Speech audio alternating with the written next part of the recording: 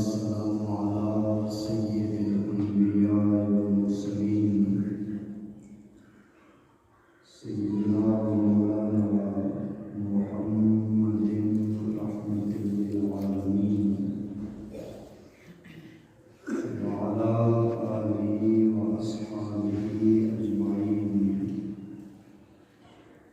أما بعد، فأعوذ بالله من الشيطان الرجيم. بسم الله الرحمن الرحيم. يا نساء النبي لستن كأحد من النساء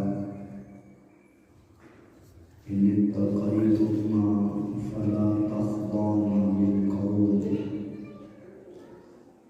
فيطمع الذي في قلبه مرض وقلن قولا معروفا.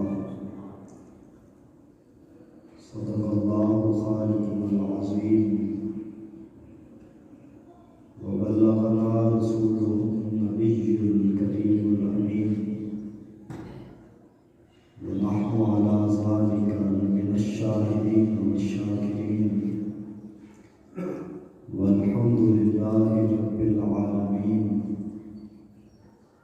إن الله وملائكته يصلون على النبي يا أيها الذين آمنوا صلوا عليه وسلموا تسليما. درود پاک محبت اللہ کے ساتھ الصلاۃ والسلام علیک یا سیدنا رسول اللہ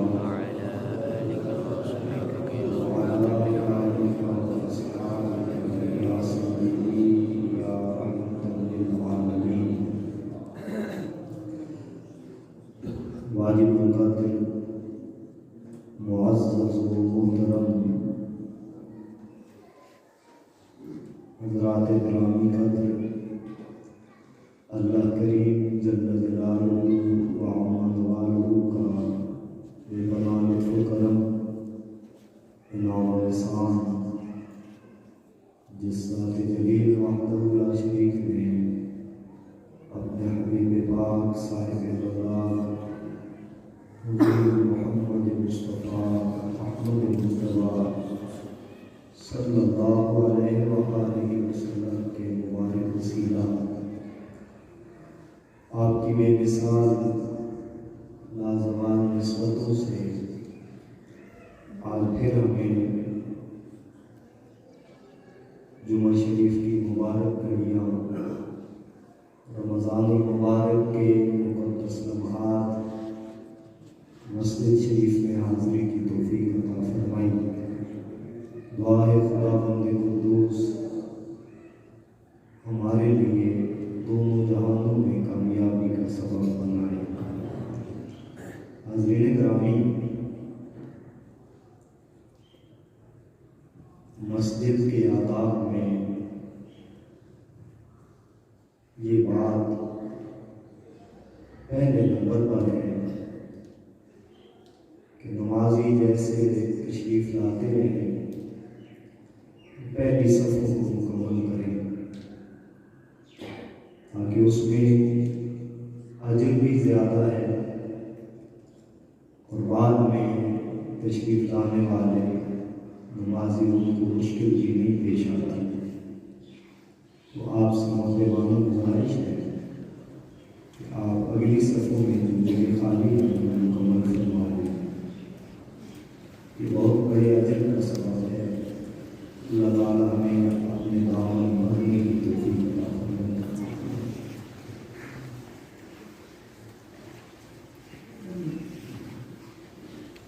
یہ اگلی جگہ کو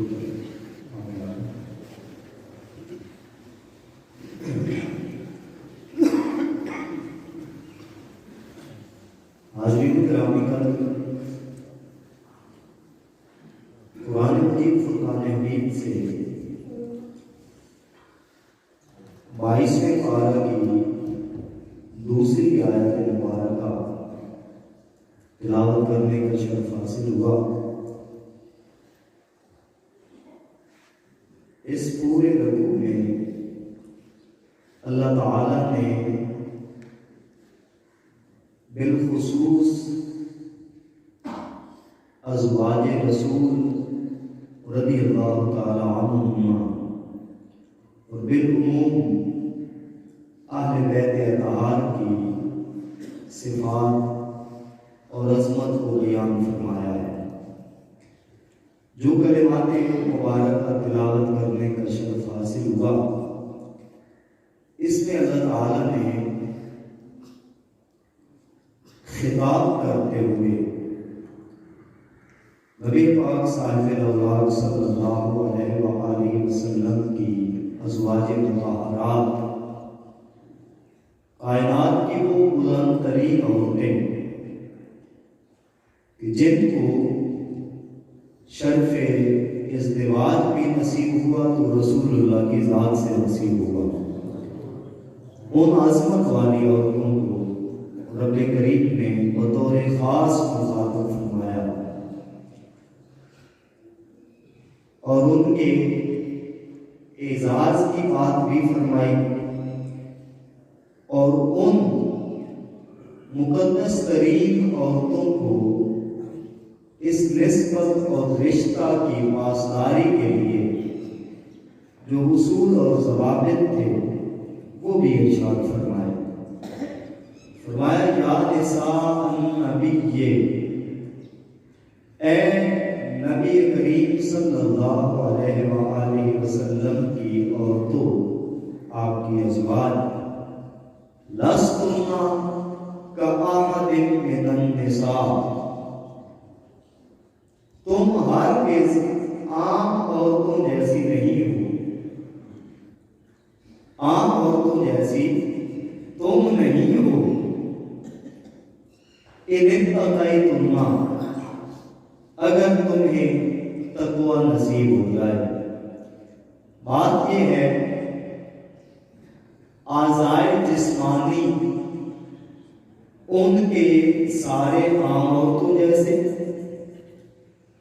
علاقہ وہی عرب شریف جو دوسری عورتوں کا ہے، خاندان بھی وہی، انہی خاندانوں کی اور بھی کئی عورتیں ہیں، لیکن فرمایا لستن کأحد من النساء، تم عام عورتوں جیسی نہیں ہو۔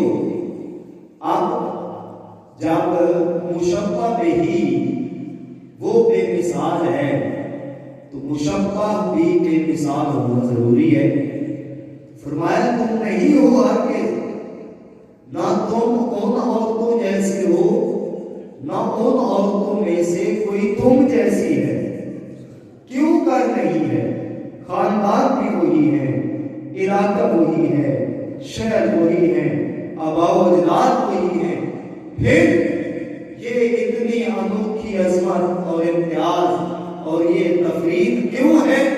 صرف ایک ہی رشتہ ہے کہ اور جو عورتیں ہیں ان کے پاس سارا کچھ ہوگا، ان کے پاس عقد محمد ہی نہیں ہے، تم وہ ہو جنہیں نسبت رسول نصیب ہوئی، اور یہ ایسا اعزاز ہے کہ کائنات کی کوئی عورت بھی تمہارا مقابلہ نہیں کر سکتی۔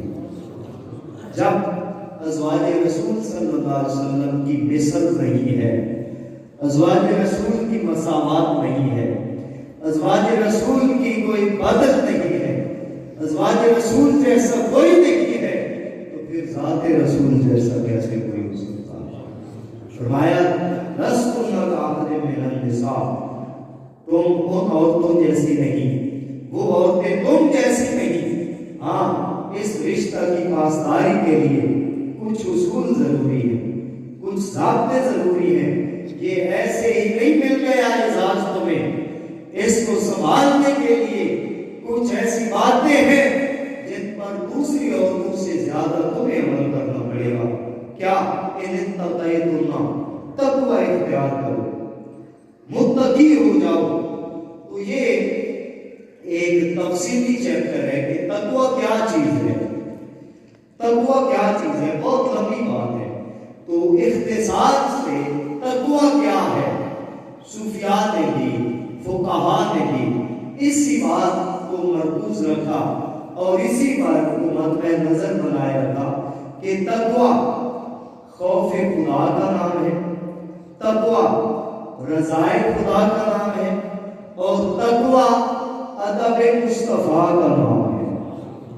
تقویٰ خوف خدا اور رضائے خدا ہے، اور تقویٰ ادب مصطفیٰ ہے، اور تقویٰ کا اگر اس سے کوئی اور درجہ ہے تو وہ یہ ہے کہ جن چیزوں کی نسبت اللہ والوں سے ہو جائے ان کو اپنا لینا، ان کی تعظیم کرنا۔ من يعظم شعائر اللہ فإنها من تقوى القلوب، اس سے دلوں کا تقویٰ حاصل ہوتا ہے۔ تو فرمایا ان اتقیتم، تقویٰ اختیار کرو۔ کیا تین باتیں مرکزی ہیں تقویٰ کی صوفیاء کے نزدیک؟ اللہ کا خوف، حضور کا ادب، اور جس چیز کی نسبت نبی کریم سے ہو جائے اس کا پورا پورا لحاظ کرنا، یہ تقویٰ ہے۔ کہ فرمایا اے نبی کریم صلی اللہ علیہ وسلم کی ازواج، اگر اس رشتہ کو سلامت رکھنا چاہتی ہو نا تو تمہاری مثل کوئی بھی نہیں۔ آداب میں پہلی بات یہ ہے کہ اللہ کے حکم مانتے رہنا، میرے نبی کا ادب کرتے رہنا، اور جو بھی حضور سے لگ جائے اس کا ہمیشہ احترام کرنا، اس کی ہمیشہ تعظیم کرنا۔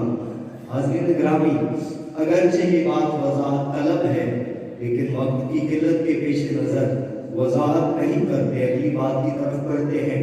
فرمایا فلا تخضعن بالقول، کبھی نرم بات نہ کرنا، فیطمع الذی فی قلبہ مرض، ایسی نرم بات، اس انداز سے بات کرنا کہ ایسا آدمی ایسا مرد جس کے دل میں کوئی بیماری ہے، جو برائی کا ارادہ، برائی کی نیت رکھتا ہے، اس کے دل کا بیماری اور لالچ بڑھے نہیں، اس انداز میں کبھی بات نہ کرنا۔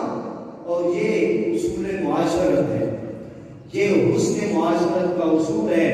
عورت غیر محرم مرد کے ساتھ کبھی لچک میں بات نہ کرے، بات کرنا پڑتی ہے غیر محرم کے ساتھ۔ گھر میں اور کوئی نہیں ہے، صرف عورت ہے، کوئی مہمان آتا ہے، کوئی پیغام آتا ہے، اس سے ملنا پڑتا ہے، بات کرنا پڑتی ہے، یہ معاشرتی مجبوری بھی ہے، اور اس کی باپردہ حالت میں شرعاً اجازت بھی ہے، لیکن بات ڈھیلی نہ کرے، بات لچک والی نہ کرے، بات محبت کے انداز میں نہ کرے، ایسے انداز میں بات کرے کہ اگر اس آدمی کے دل میں کوئی وسوسہ ہو بھی صحیح تو لہجے سے ہی وہ سارا معاملہ دور ہو جائے، اس کے وساوس ختم ہو جائے۔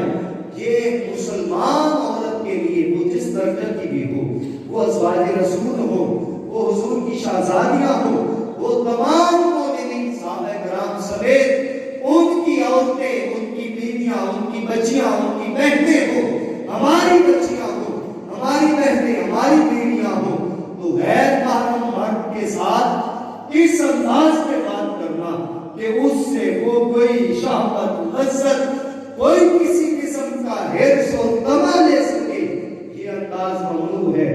اس انداز سے بات کرو کہ اگر فیطمع الذی فی قلبہ مرض، جس کے دل میں کوئی بیماری ہے بھی، کوئی شک شبہ ہے بھی، تو انداز سے، لہجے سے وہ رفع ہو جائے، وہ ختم ہو جائے۔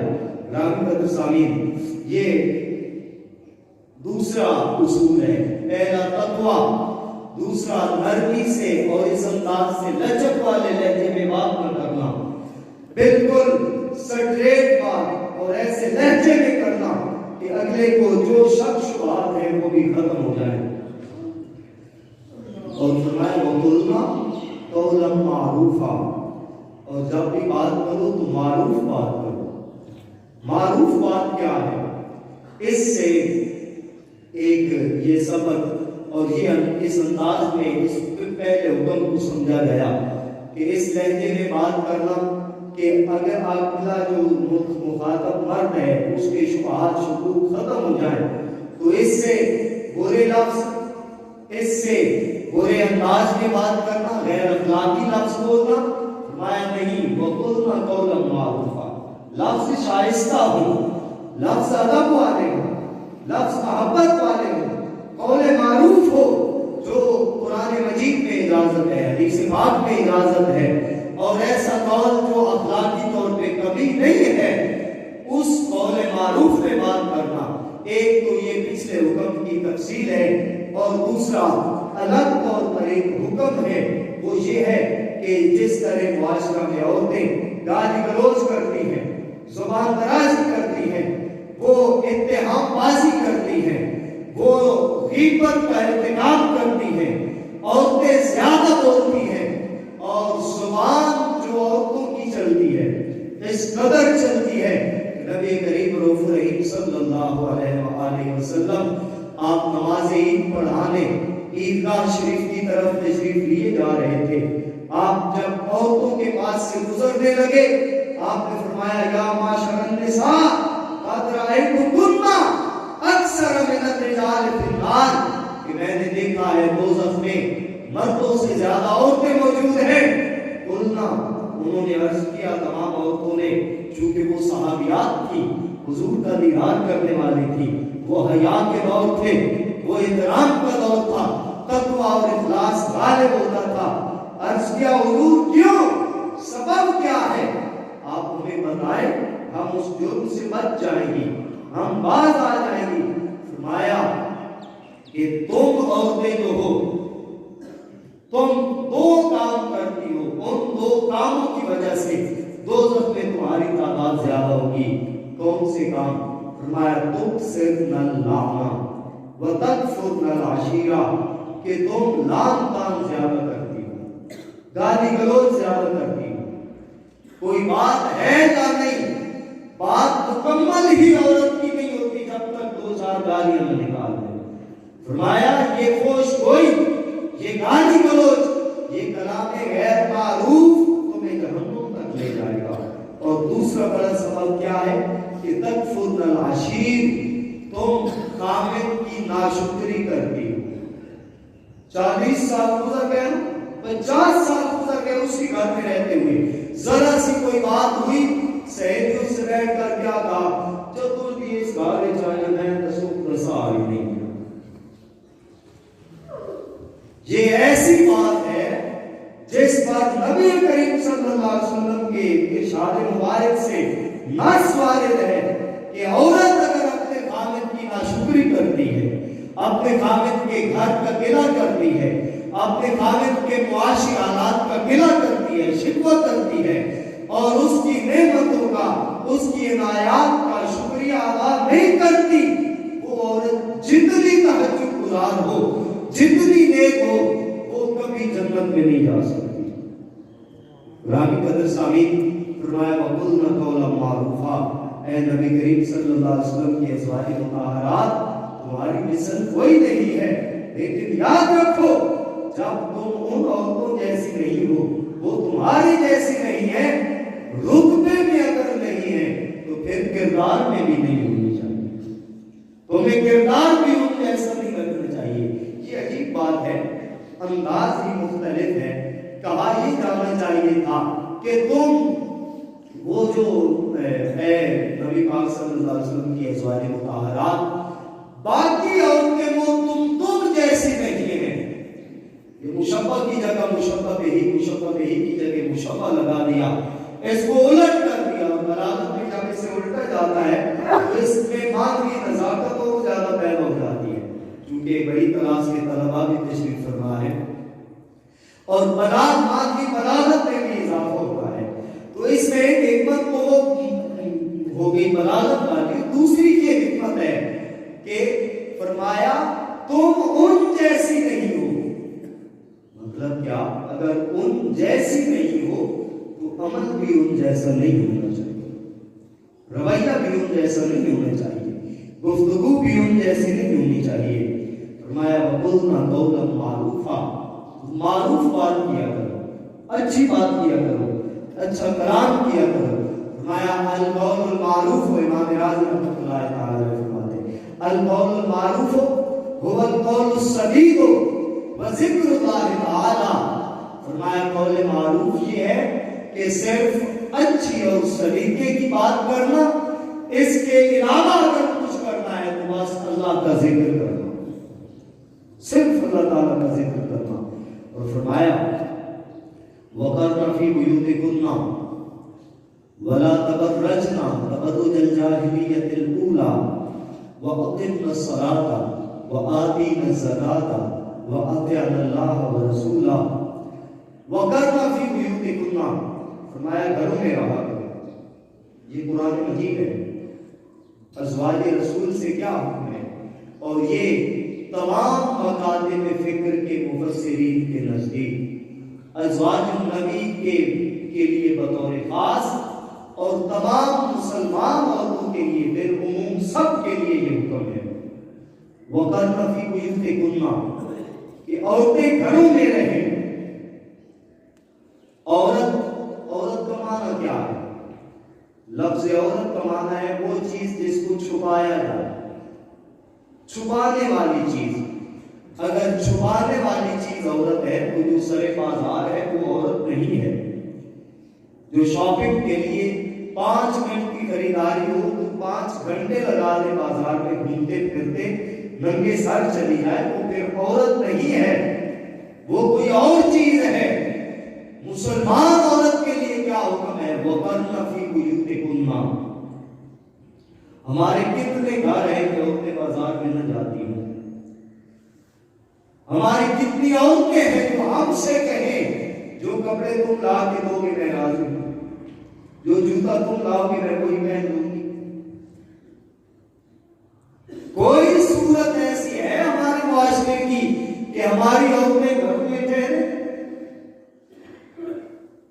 بلکہ وہ کام جو مردوں کے ہیں ہی مردوں کے، سودا صرف لانا اور ضروریات زندگی کی چیزیں لے کر آنا بازار سے، وہ عورتیں لے کے آتی ہیں ہماری۔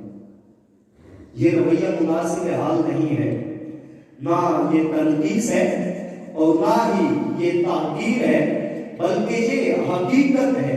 ہمارا دین ہمیں کیا کہتا ہے، ہم کس طرف جا رہے ہیں؟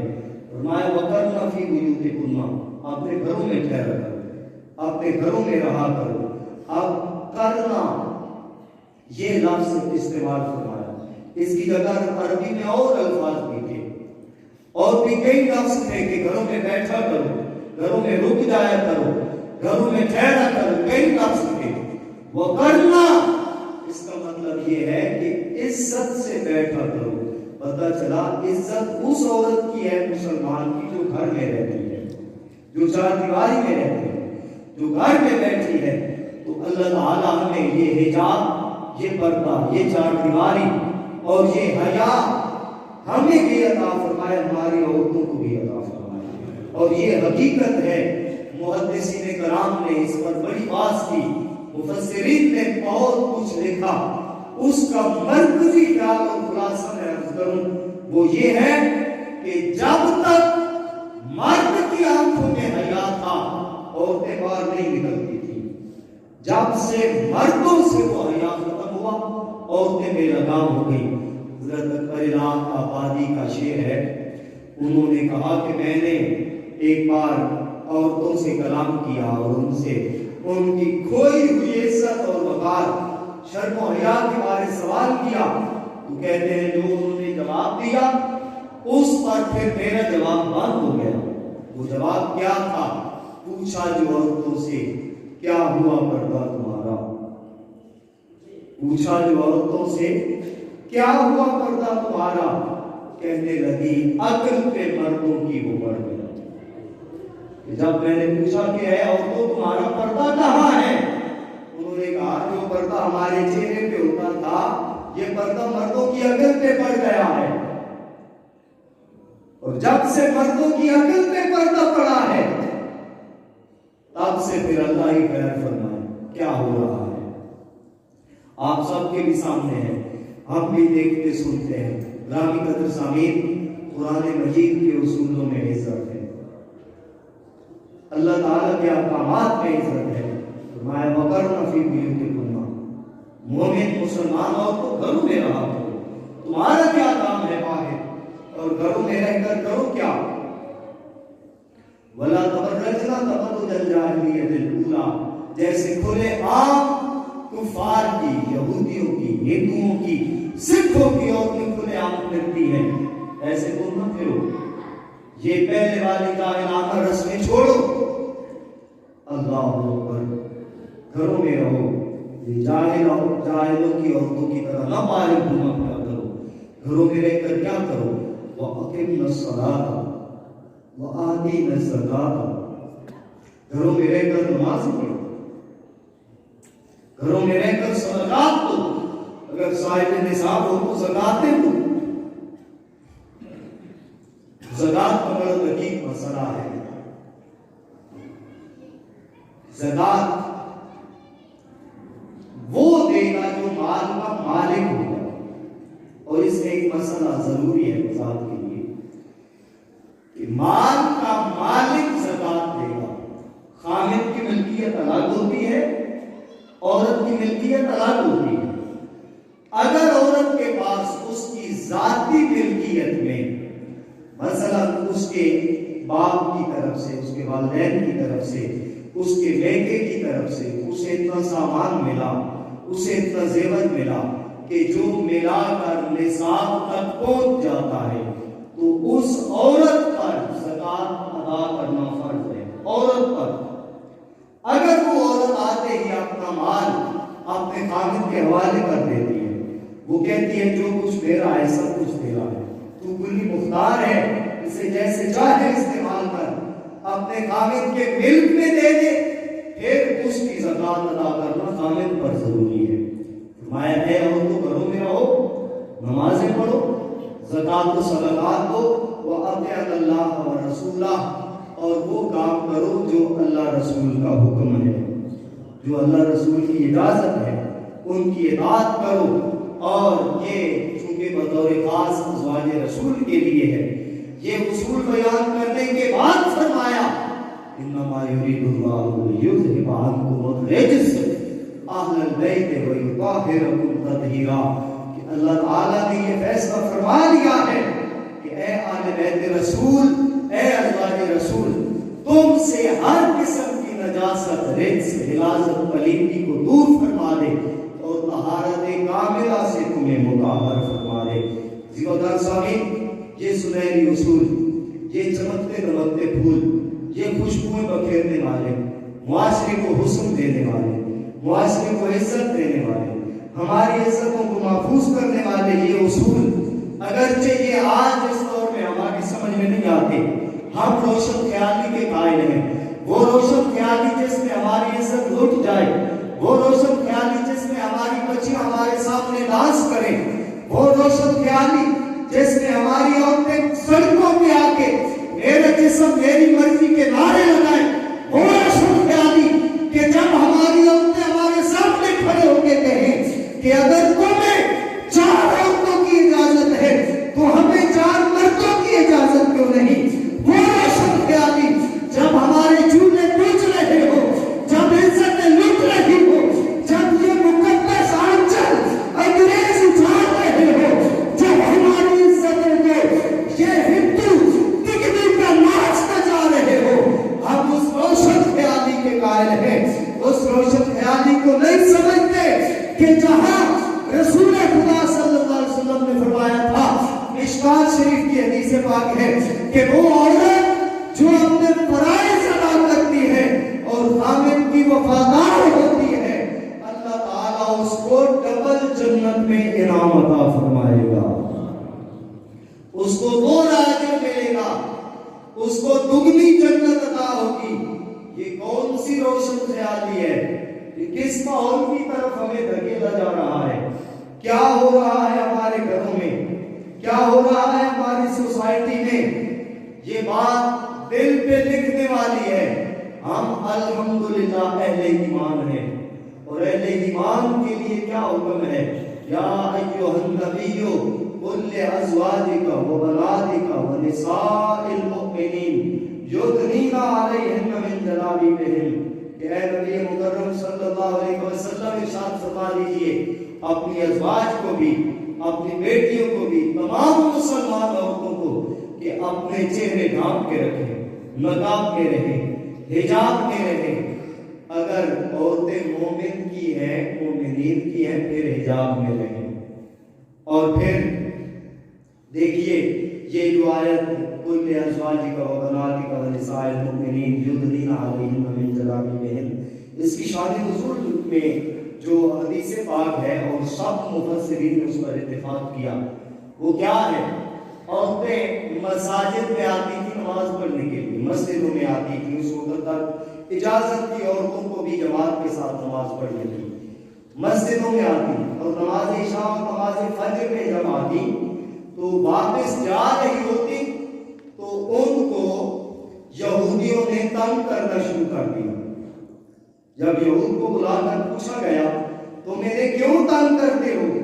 انہوں نے کہا ہمیں پتہ ہی نہیں چلتا کہ یہ تمہاری عورتیں ہیں یا ہماری عورتیں ہیں، ہمیں غلطی لگتی ہے. حضرت عمر بن خطاب حاضر تھے. آپ نے عرض کیا یا رسول اللہ، ہم اپنی عورتوں کو ان سے منفرد کریں گے، پہچان الگ ہوگی، ہماری عورتیں حجاب کریں گی، پردے میں رہیں گی. حضرت عمر یہ عرض کر رہے تھے، اسی وقت اللہ تعالیٰ نے قرآن مجید نازل فرمایا، اسی وقت آیت حجاب نازل ہوئی.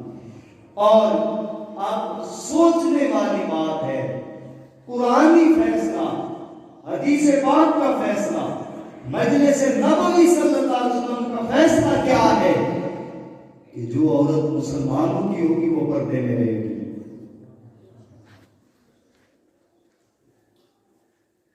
یہ بڑے درد والی بات ہے کہ جب ہماری برادری میں، ہمارے خاندان میں کسی ایک نے دولہا بننا ہوگا، اس وقت اللہ ہی خیر کرے ہماری بچیوں کا لباس کیا ہوتا ہے جو بارات میں جا رہی ہے،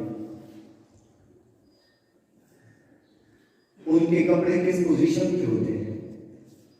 سوچئے ہم مسلمان ہیں.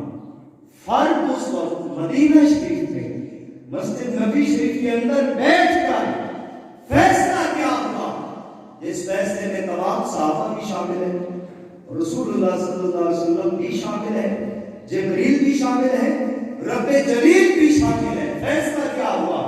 جو مسلمانوں کی عورت ہوگی وہ پردہ کرے گی. اس سے آگے اور کچھ بتانے والی بات ہی نہیں ہے، ضرورت ہے مسلمانوں کی عورت پردہ کرے گی بس. دوسرا پہلو کیا ہے اس کا؟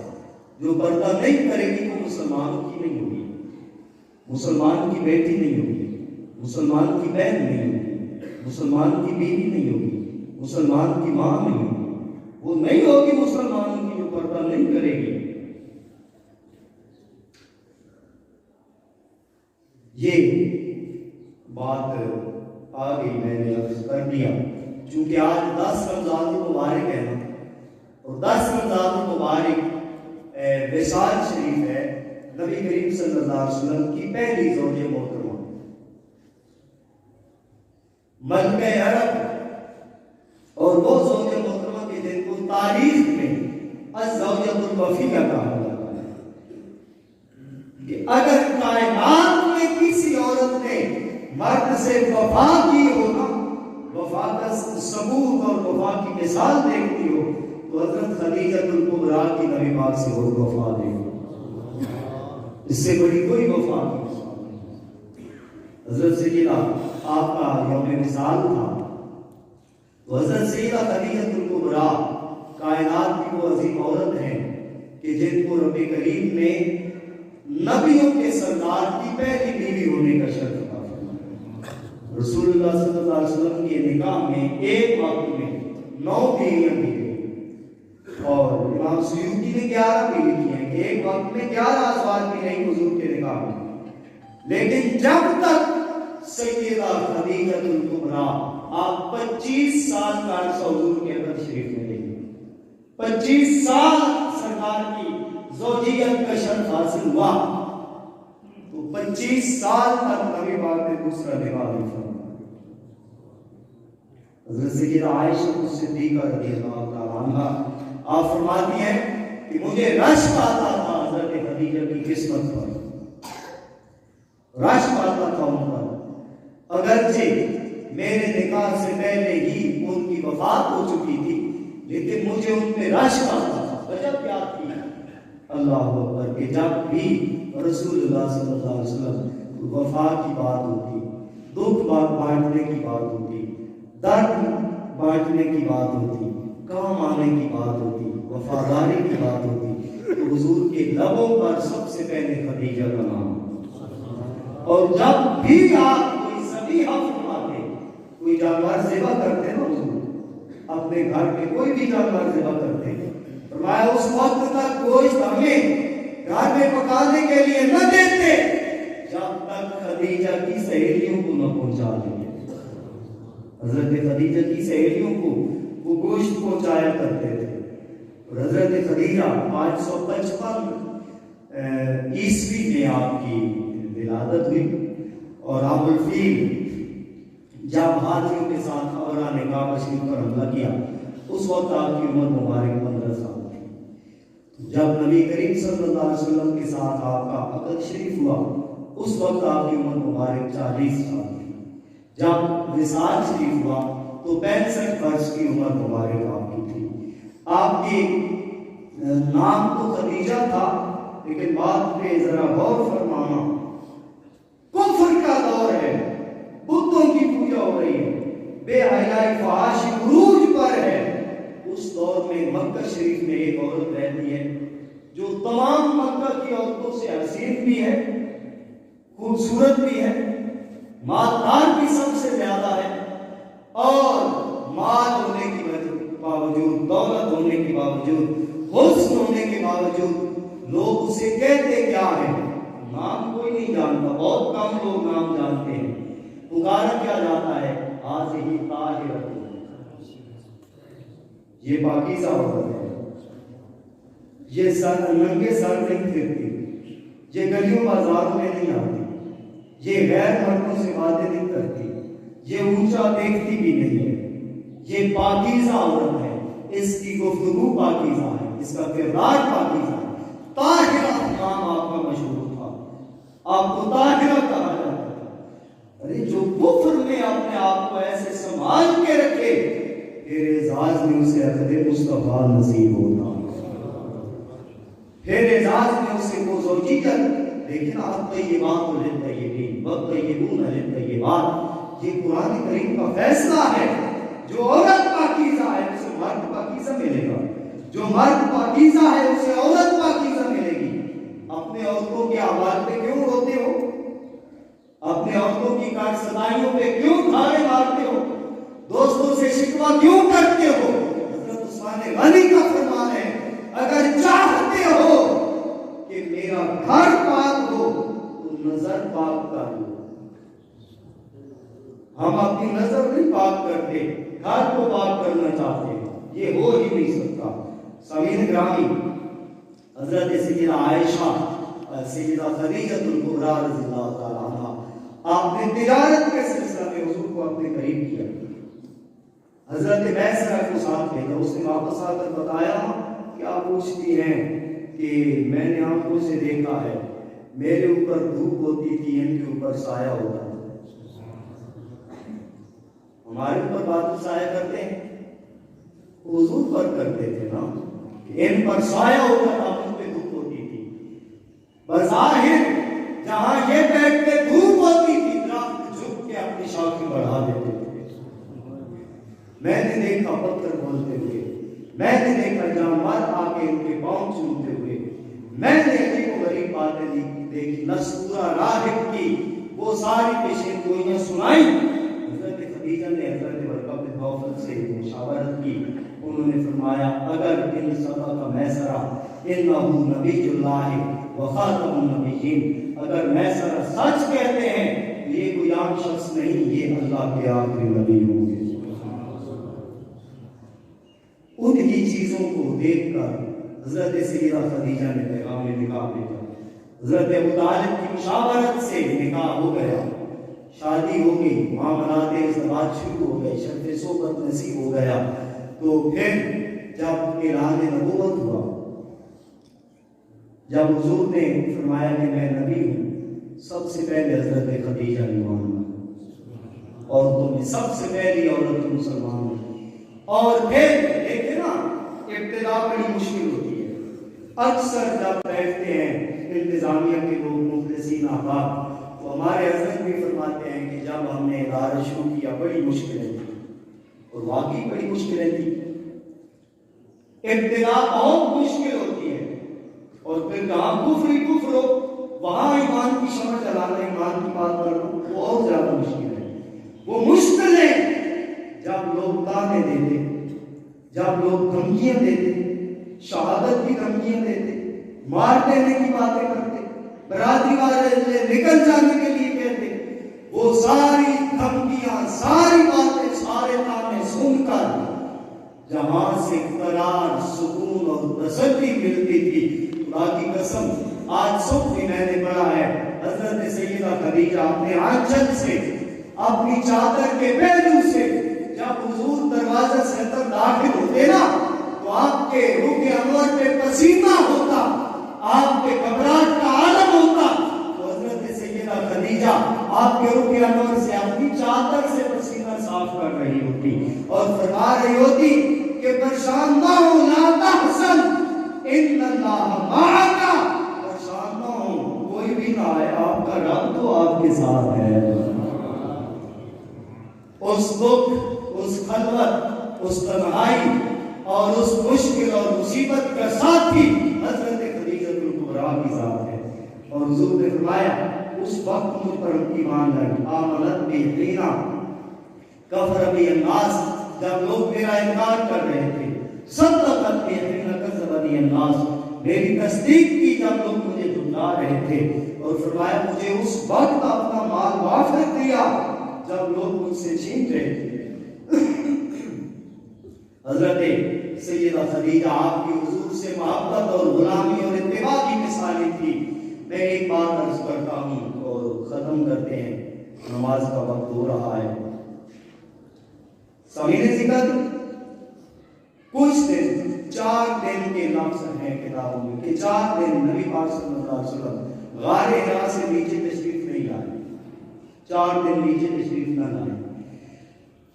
حضرت سیدہ خدیجہ وہ زوج محترمہ. یہاں ایک اور مسئلہ بھی واضح کر دوں, نبی پاک صلی اللہ علیہ وسلم کسی صحابی کے گھر دعوت پہ نہ ہوں, حضور جہاد میں یا کسی سفر میں نہ ہوں, گھر ہوں, کھانا گھر سے کھائیں. کبھی ایک بار بھی ایسا نہیں ہوا کہ حضور نے کسی زوج محترمہ کے ساتھ ایک برتن میں نہ کھایا. آپ اپنی ازواج مطہرات کے ساتھ ایک برتن میں کھانا کھاتے تھے, ایک برتن میں کھانا کھاتے تھے. شاید 40 سال ہماری شادی کو گزر گئے, یہ معاملہ ایک دن بھی نہ ہوا ہو کہ جو عورت اپنا خاندان لے کر سارا کچھ چھوڑ کے ہمارے ساتھ آئی ہے اس کو ایک دن بھی یہ موقع ملا کہ ہمارے ساتھ برتن میں 2 لقمے لے لیں. اور یہ ایک معاشرے کا ناسور ہے کہ اس رشتے میں جب حسن معاشرت ہو, حسن ہو, اچھائی ہو, اس پر بڑا عجیب فتویٰ ہم لگا دیتے ہیں. گرامی قدر سامعین, حضور کی سنتیں ہیں, یہ سرکار کی سنتیں, ان میں بڑا حسن ہے, بڑی برکت ہے.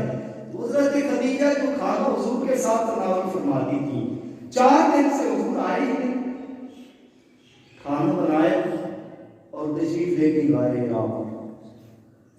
اب رستہ بھی بنا ہوا ہے, پھر بھی چڑھنا مشکل ہوتا ہے, جوان آدمی بھی تھک جاتا ہے, رستہ بھی نہیں تھا. آپ اوپر تشریف لے گئے تو قریب تھی غار کی, ادھر سے اللہ تعالیٰ نے حضرت جبریل کو بھیجا اور فرمایا کہ آپ سے یہ عرض کرو کہ آپ کی زوجہ محترمہ آ رہی ہیں, آپ ان سے محبت سے پیش آئیں, ان کے ساتھ مل کے کھانا کھائیں, اور یہ کہ ان ربک یقرأ علیہ السلام, خدیجہ کی وفا پر اس کا رب بھی سلام فرما رہا ہے. وجبریل یسلم علیہ, اور جبریل بھی سلام کر رہے ہیں. جس رشتے کو جبریل سلام کریں, رب جلیل سلام کریں, کیا محبت کا رشتہ ہوگا. اور آپ کے وصال شریف کی آخری بات میں عرض کروں, حضرت سیدہ खदीजतुल कुबरा, आपका विसाल शरीफ करीब था, मरजुल मौत में थी। आपने अपनी शहजादी मोहतरमा मखदूम कौनैन सैयदा फातिमा ज़हरा सलामुल्लाह अलैहा आपको हुक्म दिया कि अब्बा जी के पास जाओ और अर्ज करो कि आप मेरा वक्त करीब है और मेरी ये ख्वाहिश है। अल्लाहु अकबर, अल्लाहु अकबर, अल्लाहु अकबर। ये आखिरी ख्वाहिश है। फरमाया कि अर्ज करना मेरी ये ख्वाहिश है कि आप अपनी कमीज मुबारक में वो मेरे लिए कफन के तौर पे इस्तेमाल हो, मुझे कफन आपकी कमीज मुबारक में दिया जाए। अल्लाह, जब ये पेशकश की तो फिर नबी करीम सल्लल्लाहु अलैहि वसल्लम ने हुक्म क्या फरमाया? आपने क्या फरमाया? फरमाया फातिमा अम्मी जी से जाके कहना ये तो तुमने कमीज मांगी है, लो तलबते जिल्दी ना आए तो के, अगर तुम कहती ना कि ये चमड़ी उतार के तो मैं ये भी हासिल कर लेता। ज़ियोदार सामीन, ये वफा का और हया का एक खुला बाब है। हज़रत सैयदा खदीजतुल कुबरा रज़ियल्लाहु ताला अन्हा। अल्लाह ताला हमारी औरतों को, हमारी बच्चियों को, हमारी बहनों को, हमारी बीवियों, हमारी माओं को हज़रत सैयदा खदीजा रज़ियल्लाहु ताला अन्हा के नक्शे कदम पर चलने की तौफीक अता फरमाए। आखिर दुआ अल्हम्दुलिल्लाह।